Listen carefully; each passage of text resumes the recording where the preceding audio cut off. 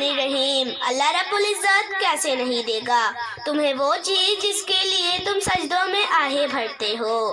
اگر اللہ رب العزت کی رضا شامل نہیں ہوتی تو کیوں تمہاری زبان ایک ہی دعا کو بار بار دہراتی؟ کیوں پھر تمہاری تڑپ اس چیز کے لیے سب سے زیادہ بڑھ جاتی؟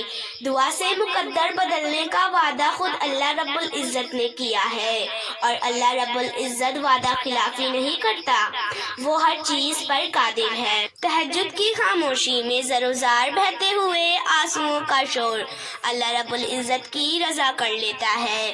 جب رات بھر تمہاری آنکھ میں نیند نہیں ہوتی، تم بے سکونی کی حالت میں اپنے خالق کے روبرو سجدائے ریز ہو جاتے ہو، وہی ایسا لمحہ ہوتا ہے جب تم اللہ رب العزت کو محبت کو ساتھ سے بھی زیادہ اپنے قریب پاتے ہو۔ تم سوچتے ہو کہ بے سکونی سزا ہے، مگر ہر حقیقت و اللہ رب العزت سے ملاقات کا مختصر ذریعہ ہوتا ہے۔ اللہ رب العزت تمہیں چن لیتا ہے، وہ تمہارے دل میں سکون قرار کا ایسا دیے روشن کرے گا جو کبھی مدھم نہیں بنیں گے۔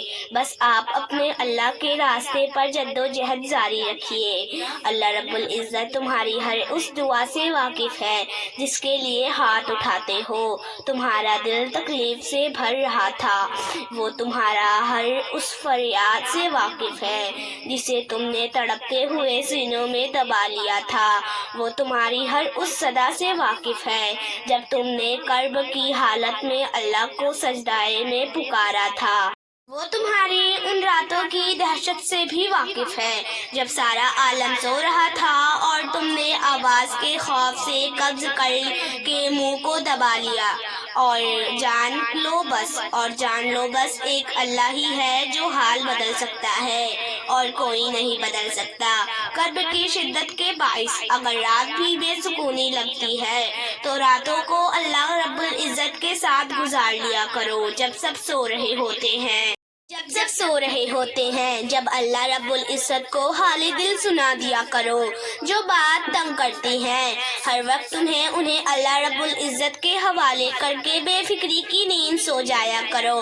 کون ہے جو تمہاری دعائیں سن سکے، تمہاری مدد کر سکے، تمہاری تکلیفوں کو سمجھ سکے، تمہارے انتظار کی اذیت کو دیکھ سکے، تمہاری خاموشی آنکھوں کے پڑھ سکے، تمہارے حلق میں پھنسے آنسوؤں کو بھی بھاپ سکے۔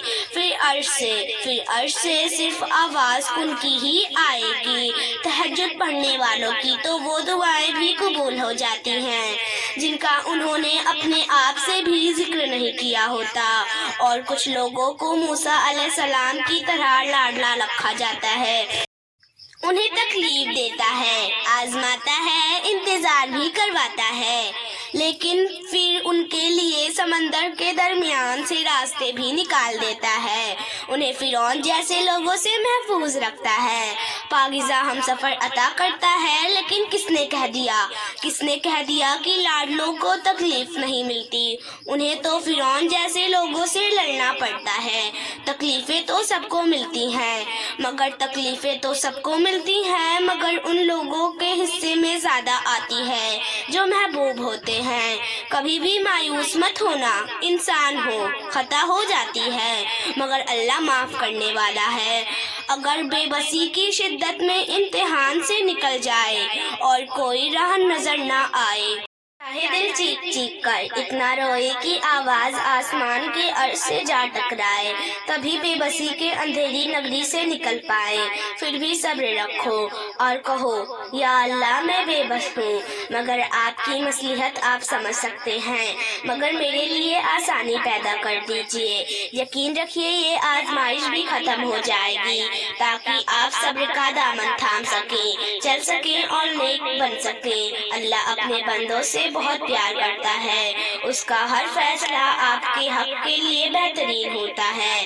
سکون من پسند چیزوں سے نہیں ملتا، سکون اللہ رب العزت کے فیصلوں یا راضی ہونے سے ملتا ہے، اور اگر تمہیں لگتا ہے کہ وہ چیز جو تمہیں چاہیے اس کو پا لینے سے ہی سکون ملے گا، تو کیا کبھی یہ سوچا ہے کہ اگر اس کو بھی پا کر سکون نہیں ملا تو کیا کرو گے؟ اگر اللہ رب العزت سے ناراض ہو گیا تو کیا کرو گے؟ اگر اللہ رب العزت کو ناراض کر کے تم خوش رہ سکو گے اور اگر اس چیز کو پا لینے سے بے سکونی پہلے سے زیادہ بڑھ گئی تو پھر کیا کرو گے؟ کس کو بتاؤ گے تمہارا یہ امتحان؟ یہ بے چینی تمہاری اپنی فرمائش تھی۔ تم کہانی کے ہر ایک امتحان پر اللہ رب العزت کو قصوروار ٹھہراتے ہو، مگر کیا کبھی یہ سوچا ہے کہ اس چیز کے پیچھے بھاگنے کا فیصلہ کس کا تھا؟ اللہ غم پر غم اس لیے نہیں بھیجتا کہ تم کمزور ہو جاؤ، ہمت ہار جاؤ، ٹوٹ پھوٹ جاؤ، لیکن وہ تو تمہیں مضبوط بنانا چاہتا ہے۔ دعائیں کبھی بھی خالی ہاتھ نہیں جاتی، وہ ضرور قبول کرتا ہے۔ انسان کا رب العزت سے سب سے زیادہ قریب ترین رشتہ صرف دعا کا ہے، اور جو انسان اللہ رب العزت سے یہ رشتہ قائم کر لیتا ہے وہ اس کی خوشیاں کا ضمیمہ بھی خود لے لیتا ہے۔ پھر وہ ان حالات کو بھی بدل دیتا ہے جو بدلنے والے نہیں ہوتے۔ پھر وہ ان مختصر پر انسان کو سنبھال لیتا ہے جہاں سنبھلنا ممکن نہیں ہوتا۔ بس آپ کو یقین رکھنا ہے کہ دعا ضرور سنی جاتی ہے۔